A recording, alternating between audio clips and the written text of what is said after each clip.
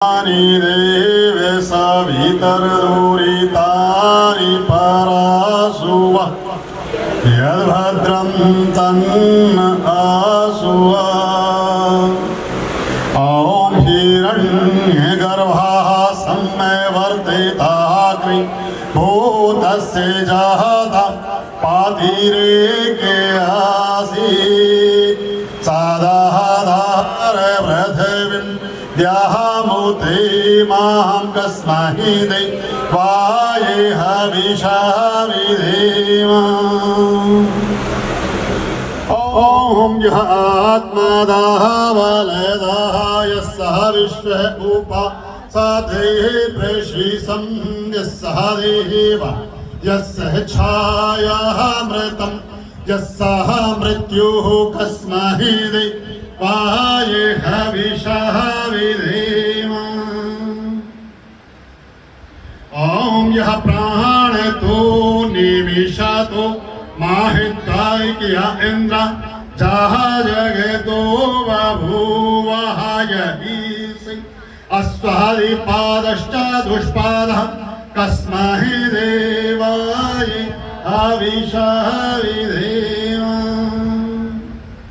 ॐ येन द्यौरुग्रः पृथिवी च देवः येन स्वास्थावितं योः नानाः योः अन्तरिक्षे रजसो विमानः कस्मै देवाय हविषा विधेम।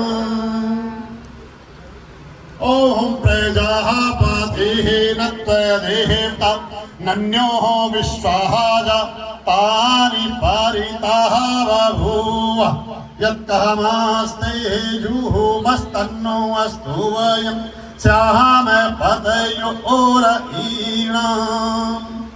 ॐ सेनो बन्धुर्जेनितं सविधाता धामानि वेदभुवनानि विश्वा यत्र देव अमृतमहानशानः स्तृतीयेदामन्नदैर्यन्त।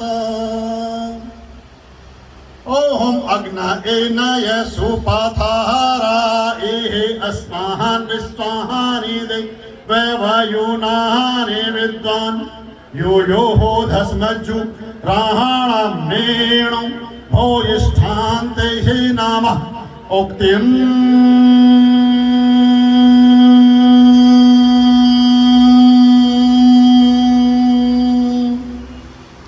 विधेम। ॐ ऐं ह्रीं क्लीं चामुण्डाय विच्चै ॐ ग्लौं होम क्लीं जूम सः ज्वालाय ज्वालाय ज्वल ज्वल प्रज्वल प्रज्वल ऐं ह्रीं क्लीं चामुण्डाय विच्चै ज्वल हम सम लमक्षम फट स्वाहा।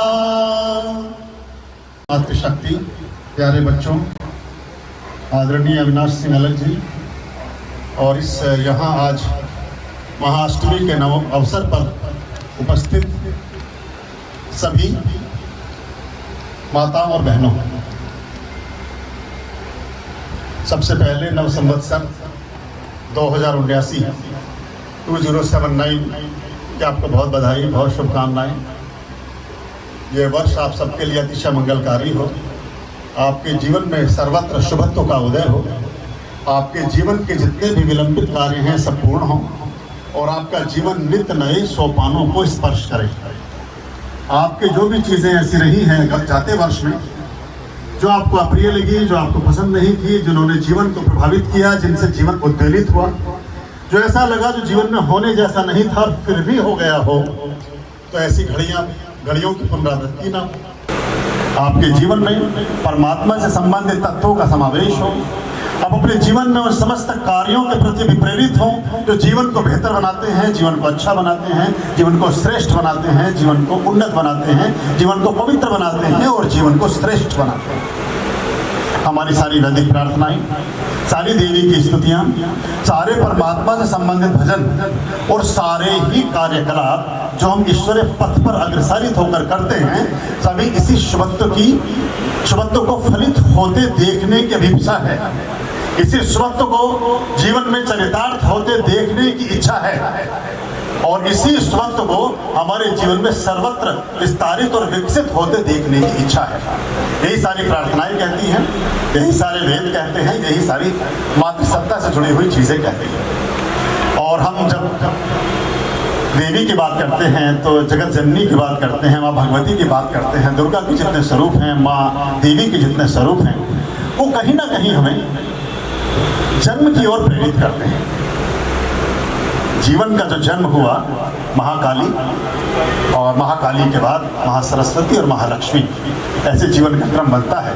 और अभी नासा और जो पूरे साइंटिफिक हमारी थ्योरी है वो भी इस बात को चरितार्थ करती है कि ब्लैक होल और जो ग्रेविटी का सारा सिद्धांत है वो वही काली का मुख है जिसको ब्लैक होल इंग्लिश में कहा गया, और नासा जिसकी बात करता है। तो अंततः सारा कुछ उसी काली के मुख में, उसी देवी के मुख में समा जाना है जहाँ से उसका उदय हुआ है। और यही बिग बैंग थ्योरी है, यही हमारे साइंस का पूरा एक आधार है।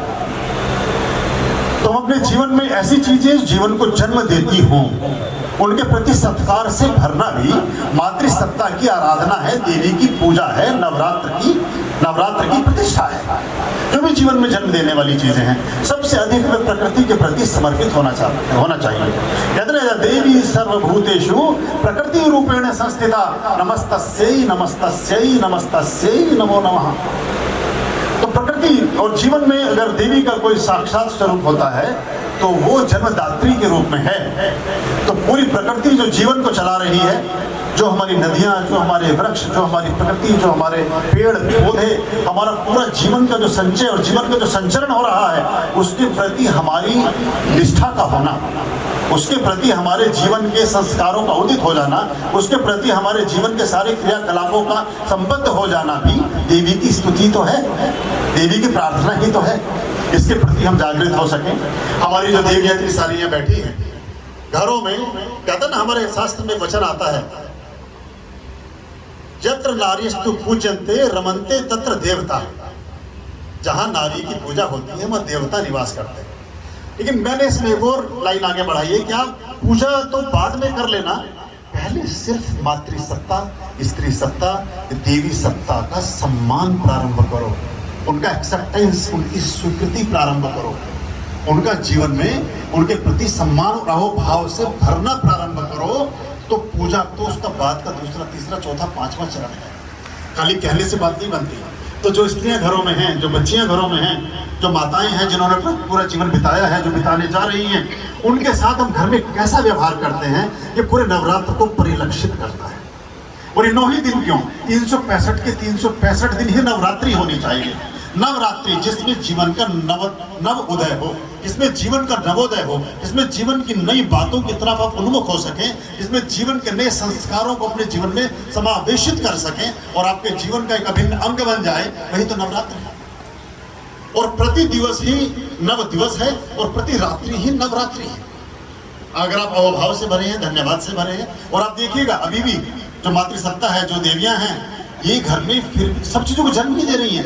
वो रोटी बना रही है, रोटी को जन्म दे रही है। वो बच्चे को अक्षर ज्ञान करा रही है, वो अक्षर का जन्म दे रही है। वो स्त्री का पूरा जीवन ही सृजनात्मक है, पूरा जीवन ही जन्म को देने वाला है। वो आपको कुछ भी कर रही है, अगर वो आपके लिए वस्त्र भी सिल रही है, वस्त्र का जन्म दे रही है। कुछ भी आप A to Z स्त्री के पूरे जीवन के सारे कृत्यों में सिर्फ निर्माण ही छिपा है, सृजन ही छिपा है। और घर में अगर आप छोटे बच्चों को कभी देखें तो जो छोटी बच्ची होती हैं वो या तो आटा की रोटियां बेल रही होंगी, या कुछ चकला बेलन, या कुछ छोटा सा क्रिएटिविटी का कुछ काम, मतलब जो बच्चियां हैं वो कुछ ना कुछ बना रही होंगी। और जो बच्चा है, बेटा है, वो बेटा कुछ तोड़ रहा होगा, कुछ फोड़ रहा होगा, कोई खिलौना खोल के बैठ गया होगा, कोई चीज उठा के पटक दी होगी। ये क्योंकि कारण क्या है, जो 24 स्त्री के गुणसूत्र और 24 पुरुष के गुणसूत्र होते हैं, तो स्त्री का जन्म होता है, बॉटनिकल साइंस जैव विज्ञान ये कहता है 48 गुणसूत्र के साथ स्त्री का जन्म होता है। और जब 24 गुण तो हो पुरुष के, 24 गुण तो हो स्त्री के, और 30 गुण हो जाए पुरुष के, तो पुरुष का जन्म होता है।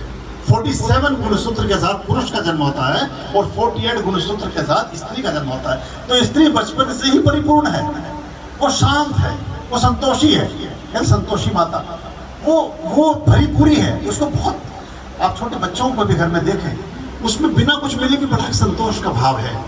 अपने बहनों को देखा है कि लड़ाई झगड़े करते हुए, मुकदमे करते हुए भाइयों पर या अपने पिता पर या अपने किसी ऐसे लोगों पर? बहुत कम, बहुत कम। वो भी कई पुरुषों के ही प्रभाव में आकर के कर देंगी। भाइयों के मुकदमे तो शहर में हजारों मिलेंगे, झगड़ा करते हुए पिताओं के, बेटों के, भाइयों के, रिश्तेदारों के। बच्चियां कभी नहीं करती, उनके मन में संतोष है। परमात्मा ने परिपूर्ण करके भेजा है, पूर्ण सूत्र के साथ भेजा है। तो पुरुष में जो ये पूरे जीवन का एक बंजारापन है, अगर औरतें ना होती, अगर ये मातृसत्ता ना होती तो ये घर ना होते, ये घर कभी ना बन रहे होते। पुरुष तो बंजारा प्रवृत्ति का है, वो हमेशा ही घुमक्कड़ है, उसे घूमने में ही मन रहता है। स्त्री ने घर बसाया और घर में फिर पूरा एक प्रेम बसाया, पूरा एक संसार बसाया। तो उनके प्रति अगर हम सम्मान से, उनके प्रति समर्पण से, उनके प्रति श्रद्धा से, उनके प्रति हम सहयोग से और उनके प्रति मित्रता से भर जाएं, तो आप समझिए नवरात्रि की तरफ हम 2 कदम आगे चलते हैं। ये अगर हम अपने जीवन में संस्कार ले सके तो अति उत्तम होगा। तो कल वहाँ 9 बजे एकत्रीकरण का समय है, 10 बजे यज्ञ प्रारंभ होगा, पुष्पार्चन होगा फिर भगवान विष्णु के जाप के साथ, और फिर यज्ञ होगा अग्निहोत्रम नवमी के दिन। तो आप सब उसमें सादर आमंत्रित हैं, आप वहाँ पहुँचें, सम्मिलित हों और जो परमात्मा का पुण्य है उसको अर्जित करें। ये आश्रम के बाद हम पहली बार, हमने देश भर में भी एक अभियान प्रारंभ करना शुरू किया है। हमारी झोपड़ी है मसूरी में, वहाँ भी आप आमंत्रित हैं, जब भी कभी समय मिले वहाँ भी आप पधारें। अभी धीरे धीरे प्रारंभ कर रहे हैं देश भर में इस आयोजन को कि ये दिए से दिया जगे, तो पूरे देश और दुनिया में और पूरे हमारे जो हिंदुत्व के प्राण हैं वो उससे विसिंचित हों और घर घर ये बात पहुँच सके।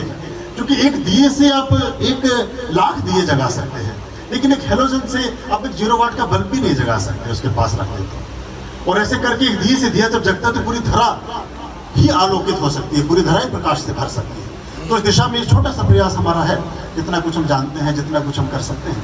तो इसका प्रारंभ हमने मेरठ की धरती से किया है। मेरठ की धरती तो बहुत सारी चीज़ों में जन्मदात्री है। और भी आप देखिए, कल मंगल पांडे का पुण्यतिथि थी और 10 मई 1857 को इस धरती से, मेरठ की धरती से ही सबसे पहले फर्स्ट वॉर ऑफ इंडिपेंडेंस, आज़ादी की पहली चिंगारी यहाँ की धरती से ही फूटी। स्वतंत्रता का पहला संग्राम मेरठ की धरती से ही प्रारंभ हुआ।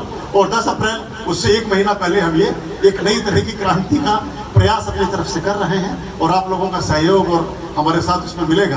तो मेरे ख्याल से अभी कल्याणी लगभग कितने 300 साढ़े 300 लोगों का भी कंफर्मेशन उसमें हो गया। हाँ, तो कोई बात नहीं, सबका भोजन भी वही है, सब है। तो आप और भी सब लोग सादर आमंत्रित हैं और ये परमात्मा का काज है, इसमें बहुत ज़्यादा औपचारिकता भी ना सोचें कि आपको किसी ने आमंत्रित नहीं किया या कुछ ऐसा नहीं हुआ, ये भी ध्यान में न रखें। आप सबके लिए अनंत आशीष, बहुत शुभकामनाएं। आपने मेरी बातों को इतने प्रेम, इतने धैर्य और इतने स्नेह से सुना। आप सबके हृदय में विराजित मां शक्ति परमपिता परमात्मा को प्रणाम करता हूँ, मेरे प्रणाम स्वीकार। ओम ओम स्वस्ति। ओम दक्षुवादेवहितं पुरस्तात् शुक्रमुचरत् पश्चिम शारदाः शतं जीवे शारदाः शतं गं शृणोयामि शारदा शतं प्रब्रवामि शारदाः शतं दीनाश्यामि शारदा शतं भूयाश्च शारदाः सदा। ओम दक्षुवादेवहितं पुरस्तात् शुक्रमुचरत् पश्चिम शारदा शतं जीवे शारदाः शतं गं शृणोयामि शारदा शतं प्रब्रवामि शारदा शतं दीनाश्यामि शारदा शतं भूयाश्च शारदाः सदा। जयकारा वीर बजरंगी, जयकारा वीर बजरंगी, जयकारा वीर बजरंगी। आर्यं शरणं शुभमस्तु, संभव करणं